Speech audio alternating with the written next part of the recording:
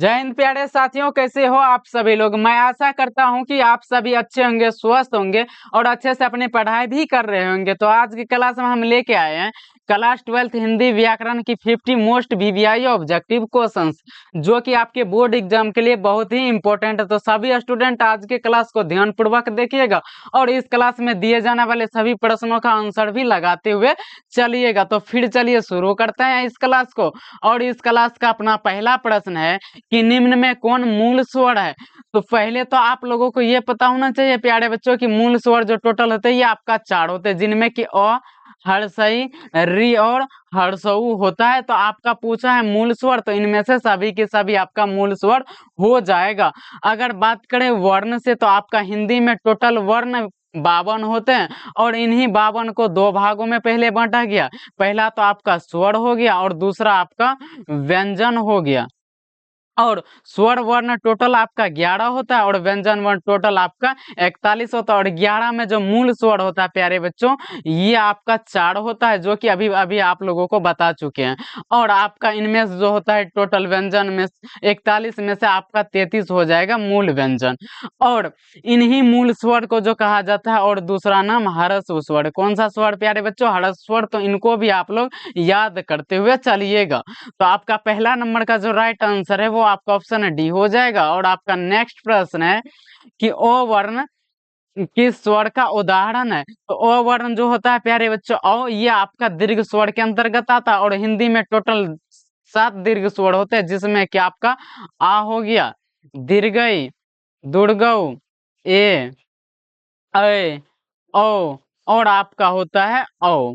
ठीक है, ये सातों के सातों आपका दीर्घ स्वर होता है और मूल स्वर या फिर हर्ष स्वर एक ही को कहा जाता है, जो कि अभी पिछले ही प्रश्न में हमने बता चुके हैं। और प्लुत स्वर आपका हो जाता है 3 या 3 से मात्रा जिनमें लगता है, जैसे ओम हो गया और हे राम जो बोला करते हैं। ठीक है, तो आपका 2 नंबर का जो राइट आंसर है ये आपका ऑप्शन बी हो जाएगा। और आपका नेक्स्ट प्रश्न है कि अक्ष कौन सा व्यंजन है। प्यारे बच्चों, अक्ष पूछा है, ये जो होता है आपका अक्ष, तर, ज्ञ और सर, ये चारों के चारों जो होता है ये प्यारे बच्चों आपका संयुक्त व्यंजन होता है। अगर आप लोगों से पूछे कि हिंदी में कुल कितने संयुक्त व्यंजन होते हैं, तो आप लोगों को 4 बताना है और उसमें व्यंजन भी 4 ही होते हैं। तालव्य स्व, मूर्धन्य स्व और दंत स्व, और इनके बाद हो गया। और स्पर्श व्यंजन आपका 25 होते हैं, कहां से कहां तक? क वर्ग से लेकर के प वर्ग तक। और अंतस्थ व्यंजन भी आपका कितना होता है प्यारे बच्चों? 4 ही होता है, जिनमें कि य, र, ल और व, ये चारों के चारों आपका हो जाता है अंतस्थ व्यंजन। तो ये सभी को आप लोग नोट करते हुए चलिएगा। तो ये प्रश्न आपके बोर्ड एग्जाम में बार बार पूछे जाते हैं। तो आपका 3 नंबर का जो राइट आंसर है ये आपका ऑप्शन सी हो जाएगा।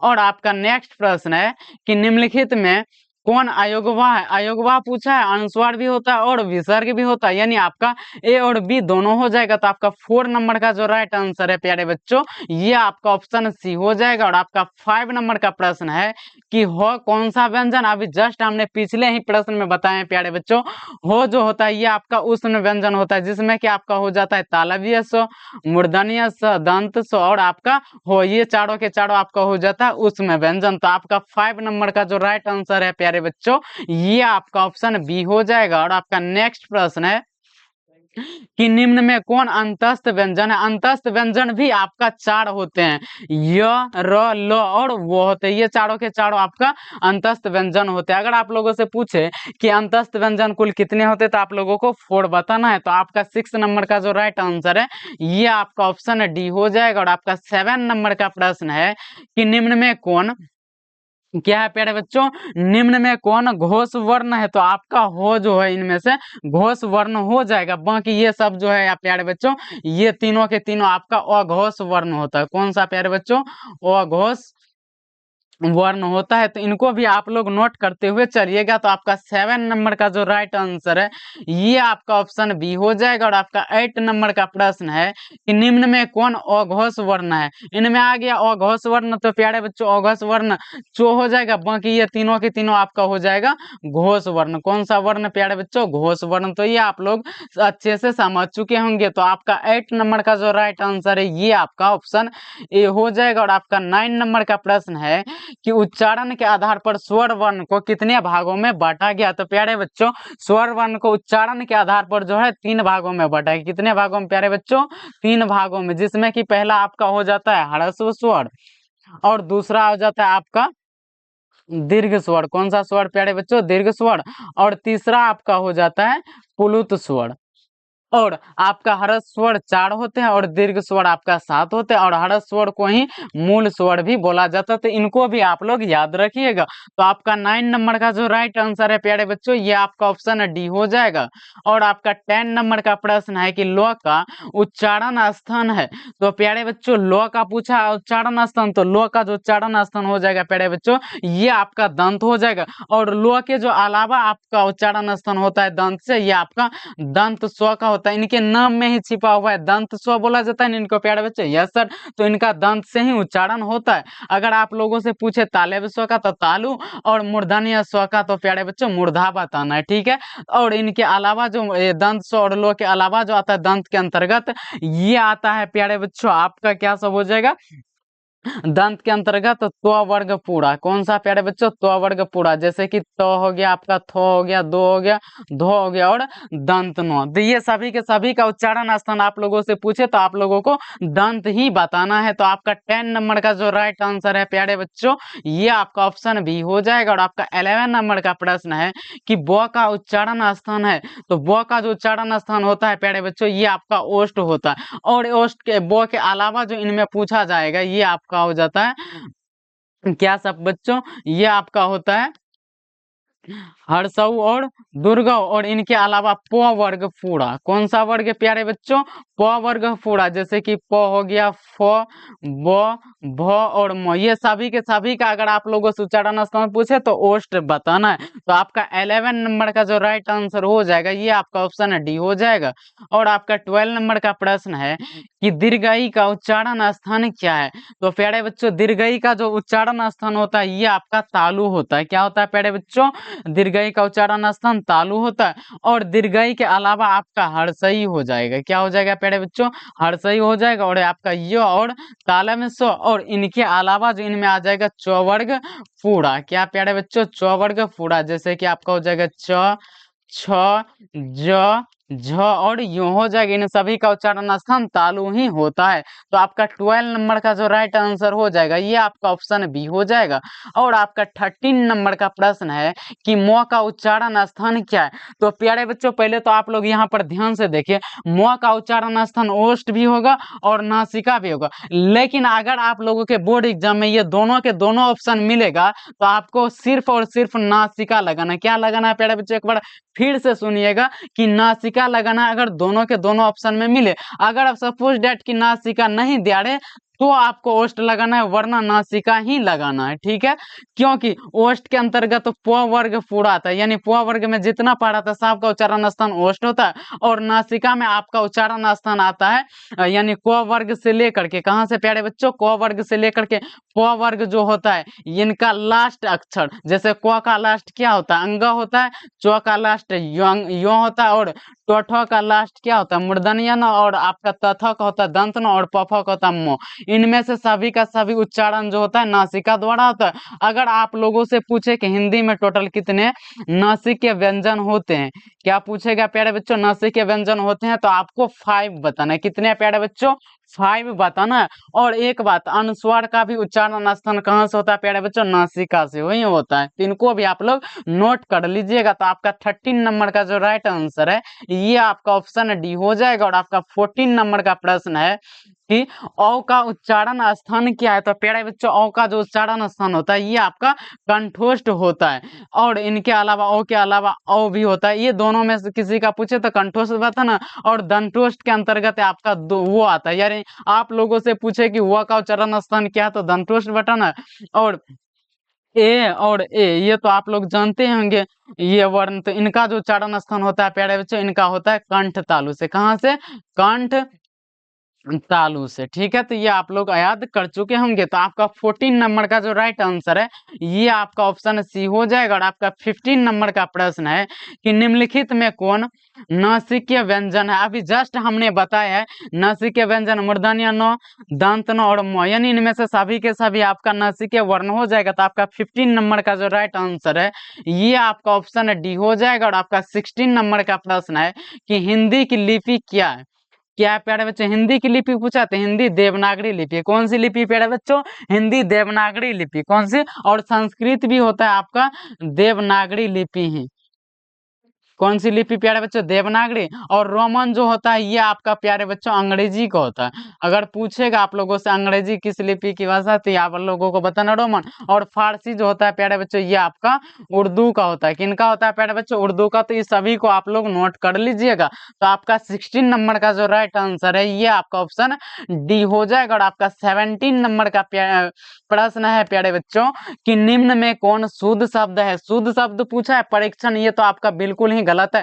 क्योंकि र में दीर्घई की मात्रा लगता है परीक्षण में, तब परीक्षण बनता है। ये तो आपका बिल्कुल ही रॉन्ग है। और सृष्टि ये आपका बिल्कुल ही करेक्ट है। और प्राप्ति ये भी आपका रॉन्ग है, क्योंकि प्राप्ति में यहाँ पर हर्षई की मात्रा लगता है। तो इनको आप लोग अच्छे से ध्यान पूर्वक देख करके ही आंसर टिक मारिएगा। ठीक है प्यारे बच्चों। और परमेश्वर ये आप लोगों को लग रहा होगा कि बिल्कुल ही सही, लेकिन ये बिल्कुल ही गलत है। क्योंकि परमेश्वर में प्र नहीं लगता बल्कि र लगता है। तो आपका ऐसे हो जाएगा परमेश्वर करेक्ट आंसर। तो आपका 17 नंबर का जो राइट आंसर है ये आपका ऑप्शन बी हो जाएगा। और नेक्स्ट प्रश्न है प्यारे बच्चों कि निम्न में कौन अशुद्ध शब्द है। अशुद्ध शब्द पूछा है प्यारे बच्चों प्रेरणा ये भी आपका शुद्ध शब्द है। विनम्रता ये भी आपका निरंतरता ये भी आपका शुद्ध शब्द ही है। लेकिन परदेश ये आपका शुद्ध शब्द नहीं है बल्कि आपका अशुद्ध शब्द है। और अशुद्ध शब्द ही लिखा है। तो फिर आप लोगों को मन में होगा कि सर परदेश लिखा कैसे जाता है शुद्ध। तो परदेश में प्यारे बच्चों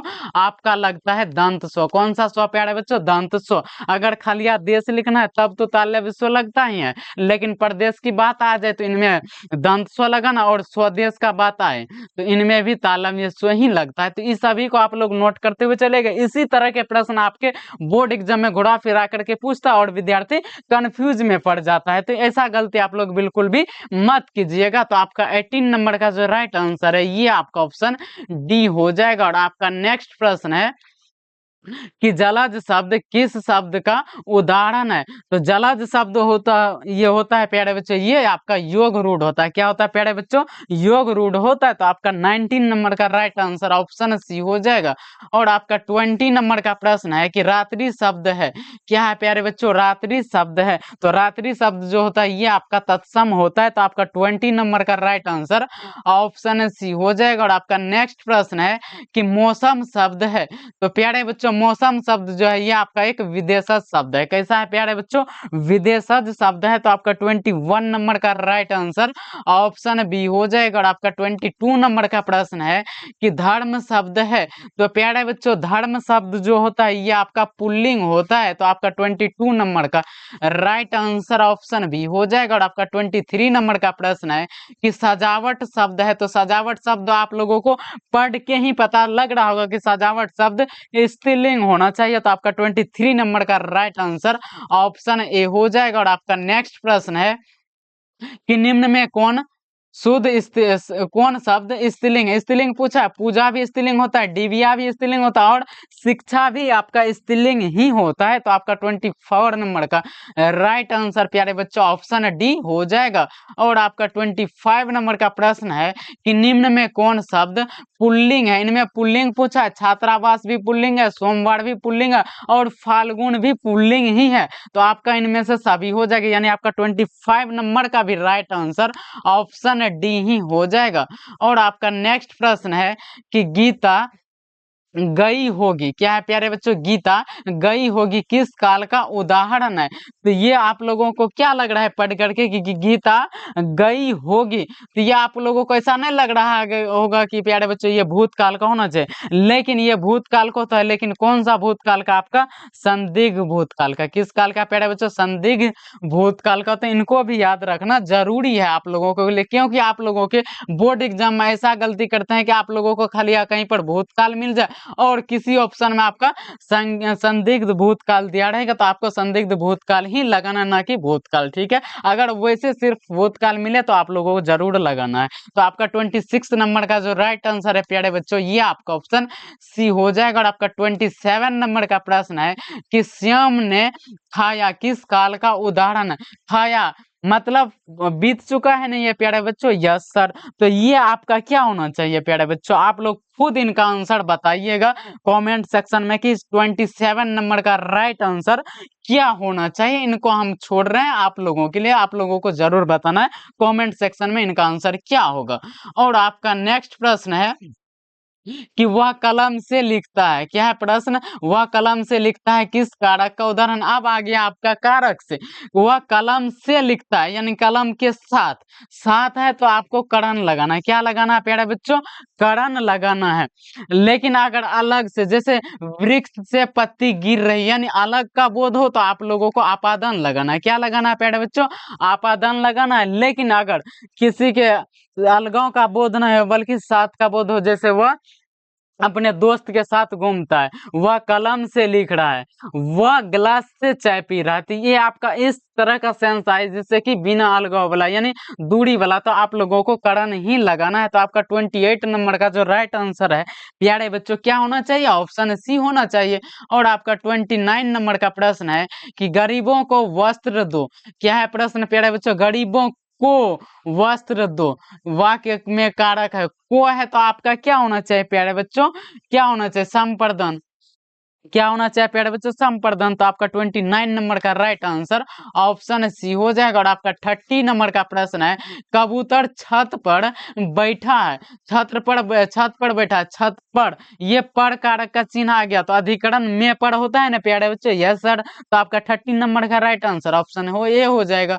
और आपका नेक्स्ट प्रश्न है कि बच्चे घर में हैं, मैं पूछा है तो ये भी मैं, क्या अभी क्या बोले मैं पढ़ रहे हैं तो ये किस कारक का चिन्ह है प्यारे बच्चों, अधिकरण का। किनका प्यारे बच्चों, अधिकरण का। तो आपका 31 नंबर का भी राइट आंसर ऑप्शन ए ही हो जाएगा। और आपका नेक्स्ट प्रश्न है कि बादल गरजे। क्या है प्रश्न प्यारे बच्चों, बादल गरजे और मयूर नाचने लगे किस वाक्य का उदाहरण है। पहले तो आप लोगों को अच्छे से यह बात मालूम होना चाहिए क्योंकि यह प्रश्न है कि बादल गरजे और मयूर नाचने लगे, इनमें इसमें दो स्वतंत्र, कौन सा प्यारे बच्चों, स्वतंत्र उपवाक्य है। क्या है प्यारे बच्चों, उपवाक्यों है। और जो कि आपका और योजक चिन्ह के, किनके साथ प्यारे बच्चों, और योजक शब्द के साथ जुड़ा हुआ, तो ये आपका क्या होना चाहिए प्यारे बच्चों, ये आपका संयुक्त वाक्य होना चाहिए। क्या होना चाहिए प्यारे बच्चों, संयुक्त वाक्य होना चाहिए। तो आपका 32 नंबर का राइट आंसर ऑप्शन सी हो जाएगा। और आपका नेक्स्ट प्रश्न है कि उसने उस पुस्तकालय को खरीदा जो उसके मित्र का था। क्या है प्रश्न प्यारे बच्चों, उसने उस पुस्तकालय को खरीदा, जो आ गया ना, तो जो आता है ये आपका मिश्र वाक्य के अंतर्गत आता है। जो सो ऐसे वैसे ये सब जो आता है चिन्ह, ये आपका मिश्र वाक्य के अंतर्गत आता है। तो ये आपका 33 नंबर का जो राइट आंसर है प्यारे बच्चों, ये आपका ऑप्शन बी हो जाएगा। क्या हो जाएगा प्यारे बच्चों, ऑप्शन बी हो जाएगा। क्योंकि इनमें प्यारे बच्चों एक मुख्य वाक्य है। क्या है प्यारे बच्चों, एक मुख्य वाक्य है और एक आश्रित, कैसा वाक्य है प्यारे बच्चों, आश्रित उपवाक्य है। तो इनको भी इस आधार पे आपका क्या हो जाएगा, ये वाक्य मिश्र वाक्य हो जाएगा। तो आपका 33 नंबर का राइट आंसर ऑप्शन बी हो जाएगा।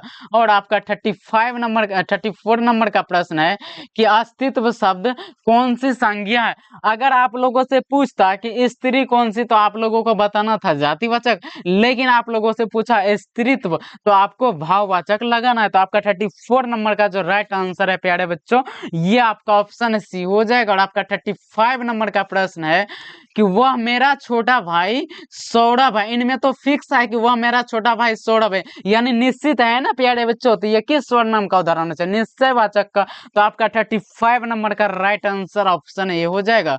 और आपका 36 नंबर का प्रश्न है कि तुम्हें क्या चाहिए, प्रश्न पूछ रहा है ना प्यारे बच्चों, यस सर, तो आपका क्या हो जाएगा, प्रश्नवाचक हो जाएगा। तो आपका 36 नंबर का राइट आंसर ऑप्शन सी हो जाएगा। और आपका 37 नंबर का प्रश्न है कि भूगोल का विशेषण है, तो प्यारे बच्चों भूगोल का विशेषण भौगोलिक होता है। तो आपका 37 नंबर का राइट आंसर ऑप्शन सी हो जाएगा। और आपका 38 नंबर का प्रश्न है कि प्रख्यात में कौन सा उपसर्ग है, उपसर्ग ख्यात में जो प्यारे बच्चों ख्यात शब्द में प्र जुड़ने से बन गया आपका प्रख्यात, तो आपका प्र हो जाएगा उपसर्ग। तो आपका 38 नंबर का जो राइट आंसर है प्यारे बच्चों, ये आपका ऑप्शन डी हो जाएगा। और आपका 39 नंबर का प्रश्न है कि सावधानी में कौन सा प्रत्यय है। क्या पूछा है प्यारे बच्चों, सावधानी में। पहले तो आप लोग ये अच्छे से समझ लीजिए, सावधान जो शब्द होता है इसमें आपका दीर्घई की मात्रा लगा। दीर्घई मतलब इसकी मात्रा। आकर हर्षिका तो आप लोग जानते होंगे, ये जो दीर्घई होता है इन्हीं का मात्रा लगने से सावधानी में, सावधान में सावधानी बना है। तो आपका क्या हो जाएगा प्रत्यय, दीर्घई की मात्रा। तो आपका 39 नंबर का राइट आंसर ऑप्शन ये हो जाएगा। और आपका 40 नंबर का प्रश्न है कि वागीश का संधि विच्छेद है। तो वागीश का जो प्यारे बच्चों संधि विच्छेद होता है ये होता है वाक धन इस होता है। इसमें भी आप लोग ध्यान रखिएगा बोर्ड एग्जाम में, ये हर्षई वाला इस नहीं लगना चाहिए बल्कि दीर्घई वाला। और ये जो को लगना चाहिए ये पूरा को नहीं बल्कि हलंत वाला को। तो ये सभी आपके संधि विच्छेद में फोकस रहना जरूरी है, क्योंकि इन्हीं सब मात्रा के वजह से विद्यार्थी बोर्ड एग्जाम में कई बार गलती कर बैठते हैं। तो आप लोग इस तरह की गलती बिल्कुल भी मत कीजिएगा। तो आपका 40 नंबर का राइट आंसर ऑप्शन सी हो जाएगा। और आपका नेक्स्ट प्रश्न है कि सत्याग्रह का संधि विच्छेद है। तो प्यारे बच्चों सत्याग्रह, पहले तो आप लोग ये समझ लीजिए कि सत्याग्रह जो बना है यह सत्य और आग्रह से मिलकर के बना है। किससे प्यारे बच्चों, सत्य और आग्रह से। तो आपका सत्य और आग्रह किस ऑप्शन में, सी में। तो आपका इस प्रश्न का राइट आंसर ऑप्शन सी ही हो जाएगा।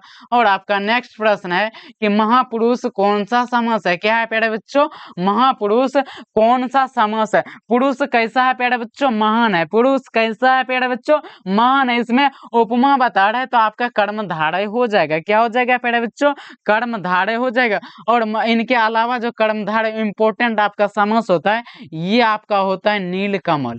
क्या सब प्यारे बच्चों, नीलकमल। महापुरुष तो हो गया आपका चंद्रमुख। मुख कैसा है, चंद्रमा के समान। लौह पुरुष, पुरुष कैसा है, लौह समान। तो आपका क्या हो जाएगा, पुरुष। और इनके अलावा कमल नयन। ये जितना के जितना आप लोगों को अभी का अभी बताया जा रहा है ये सभी आपके बोर्ड एग्जाम के लिए बहुत ही इंपॉर्टेंट है। तो इनको आप लोग अच्छे से नोट करते हुए चलिएगा। अगर आप लोग चाहते हैं कि इसी तरह के डेली आप लोगों को क्लास मिलते रहे तो आप लोगों को डेली जुड़ना इसी शिक्षा प्लेटफॉर्म के साथ, वो भी शाम के 7 बजे। कितने बजे प्यारे बच्चों, शाम के 7 बजे। और इस क्लास को लाइक और सब्सक्राइब भी करते हुए चलिएगा, इससे हमको मोटिवेशन मिलता है और मेरी जो जिज्ञासा है आप लोगों के प्रति पढ़ाने की और भी बढ़ती है। तो आपका 42 नंबर का जो राइट आंसर है प्यारे बच्चों ये आपका ऑप्शन सी हो जाएगा। और आपका 43 नंबर का प्रश्न है कि पॉकेट मार कौन सा समास है। यानी पॉकेट से चोरी करने वाले को बोला जाता है पॉकेट मार। तो ये आपका तत्पुरुष समास हो जाएगा। क्या हो जाएगा प्यारे बच्चों, तत्पुरुष समास। और इनके अलावा गंगा का जल, कैसा जल है प्यारे बच्चों, गंगा के। और जल धारा, किसका जल धारा, जल का धारा। और युद्ध क्षेत्र, युद्ध कौन सा क्षेत्र प्यारे बच्चों, युद्ध वाला क्षेत्र। और शिवालय, किसका आलय प्यारे बच्चों, शिव जी का आलय। और आपका हो जाएगा नीलकमल, कौन सा प्यारे बच्चों, नीलकमल। ठीक है, तो ये सभी के सभी आपका क्या हो जाएगा, तत्पुरुष समास हो जाएगा। तो आपका 43 नंबर का जो राइट आंसर है प्यारे बच्चों ये आपका ऑप्शन सी हो जाएगा। और आपका 44 नंबर का प्रश्न है कि यथाशक्ति कौन सा समास है। पहले तो आप लोग ये अच्छे से समझ लीजिए प्यारे बच्चों, जिस समास के पहला या प्रथम पद में प्रति लगा हो, यथा लगा हो, बे लगा हो, भर लगा हो, तो ये सभी के सभी आपका होता है अव्ययी भाव समास। कौन सा समास प्यारे बच्चों, अव्ययी भाव समास। इसमें यथा लगा तो ये आपका क्या हो जाएगा, अव्ययी भाव ही समास तो होगा। और इनके अलावा आप लोग समझ लीजिए यथा संभव हो जाएगा। क्या हो जाएगा प्यारे बच्चों, यथा संभव हो जाएगा। और प्रतिदिन, प्रतिवर्ष, क्या हो जाएगा प्यारे बच्चों, प्रतिदिन, प्रतिवर्ष। और आजीवन, और ये एक बात और प्यारे बच्चों, आ की भी मात्रा शुरू में जिस समास के दिखे तो आप लोगों को क्या लगाना है प्यारे बच्चों, ये सॉरी अब यही भाव समास ही लगाना है। और इनके अलावा अगर इस तरह का पेयर वर्ड मिले वो भी सेम, जैसे आप लोग बोलते होंगे या फिर सुने होंगे ना, हाथों हाथ और रातों रात, क्या प्यारे बच्चों, रातों रात, और होता है आपका बातों बात। इस तरह का भी पेयर वर्ड मिले वो भी सेम, तो आपको क्या लगाना है, अब यही भाव समास ही लगाना। तो इस तरह के कई प्रकार से आपके बोर्ड एग्जाम में पूछे जाते हैं, तो इनको आप लोग बिल्कुल भी मिस मत कीजिएगा, इनको अभी कभी नोट करते हुए चलिएगा। तो आपका 44 नंबर का राइट आंसर प्यारे बच्चों ऑप्शन सी हो जाएगा। और आपका 45 नंबर का प्रश्न है कि लंबोदर कौन सा समास है, लंबोदर जिसका उदर लंबा, यानी कि श्री गणेश जी। कौन प्यारे बच्चों, श्री गणेश जी। तो ये आपका क्या हो जाएगा, बहुव्रीहि समास। वे समास जिस समास से दुनिया भर के किसी एक व्यक्ति वस्तु या फिर किसी चीज का बोध हो, वो ये आपका होता है बहुव्रीहि समास। कौन सा प्यारे बच्चों, बहुव्रीहि समास। जैसे गजानन, क्या प्यारे बच्चों, गजानंद, और हो जाता है आपका नीलकंठ। क्या प्यारे बच्चों, नीलकंठ। नीलकंठ किनको बोला जाता है, भगवान शिव जी को। किनको प्यारे बच्चों, शिव जी को। और आपका होता है दशानंद। क्या सब प्यारे बच्चों, दशानंद, जिनको रावण को बोला जाता है। किनको प्यारे बच्चों, जिसकी 10 आनन यानी मुख हो वो रावण होता है। और आपका हो जाएगा पीताम्बर, क्या हो जाएगा प्यारे बच्चों, पीताम्बर। और इनके अलावा हो जाएगा चक्रधर। क्या हो जाएगा प्यारे बच्चों, चक्रधर, यानी चक्र धारण करने वाला क्या होता है, भगवान विष्णु। कौन होता है प्यारे बच्चों, विष्णु जी होता है। ये आप लोग अच्छे से समझते हुए चलिएगा। और आपका हो जाएगा वीणापणी। क्या हो जाएगा प्यारे बच्चों, वीणापणी। वीणापणी किनको कहा जाता है, माँ सरस्वती जी को। किनको प्यारे बच्चों, माँ सरस्वती जी को। तो ये आप लोग समझ चुके हैं, जिनसे केवल एक ही व्यक्ति वस्तु या किसी का बोध हो, ये जिस समझ, ये आपका हो जाएगा बहुव्रीहि समझ, जिससे किसी खास व्यक्ति का बोध। और आपका हो जाएगा चतुर्भुज। क्या प्यारे बच्चों, चतुर्भुज, ये भी आपका बहुव्रीहि समास ही होता है। लेकिन अगर आप लोगों के ऑप्शन में बहुव्रीहि समास नहीं मिले तो आप लोगों को द्विगु लगाना है। क्या लगाना है प्यारे बच्चों, तो आप लोगों को द्विगु लगाना, वरना आप लोगों को हमेशा बहुव्रीहि समास लगाना है। तो आपका 45 नंबर का जो राइट आंसर है प्यारे बच्चों, ये आपका ऑप्शन डी हो जाएगा। और आपका 46 नंबर का प्रश्न है कि कमल का पर्यायवाची शब्द है। कमल का पर्यायवाची शब्द प्यारे बच्चों जलज होता है। तो आपका 46 नंबर का राइट आंसर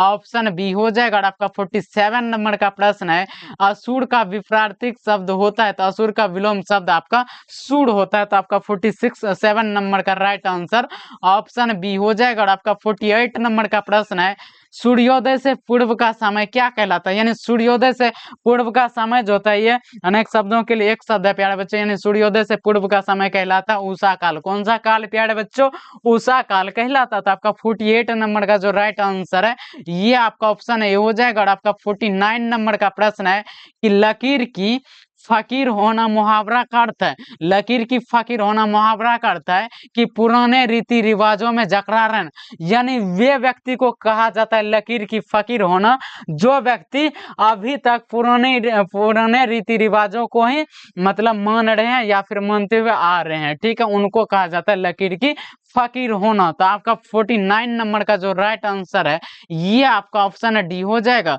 और इस क्लास का लास्ट प्रश्न है प्यारे बच्चों, वो भी बेहतरीन प्रश्न है कि एक आंख से देखना मुहावरे का अर्थ है। अब ये प्रश्न को पढ़ते ही आप लोग सोच रहे होंगे कि सर एक आंख से देखना मतलब निशाना लगाना, जो कि इसी वजह से कई बार बच्चे बोर्ड एग्जाम में गलती कर बैठते हैं। एक आंख से देखना, आप लोगों को पूरा ऑप्शन पढ़ना है, दूर तक देखना ये भी नहीं होना चाहिए, समान रूप से देखना। ये आप लोगों को लग रहा है ना प्यारे बच्चों, ये होना चाहिए एक आंख से देखना मतलब समान आंख से देखना। तो बिल्कुल आप लोगों का ये ही करेक्ट है, यानी इस लास्ट प्रश्न का जो राइट आंसर है प्यारे बच्चों ये आपका ऑप्शन सी है। अगर आप लोगों को यह क्लास अच्छी लगी हो तो क्लास को लाइक और सब्सक्राइब जरूर कर दीजिएगा।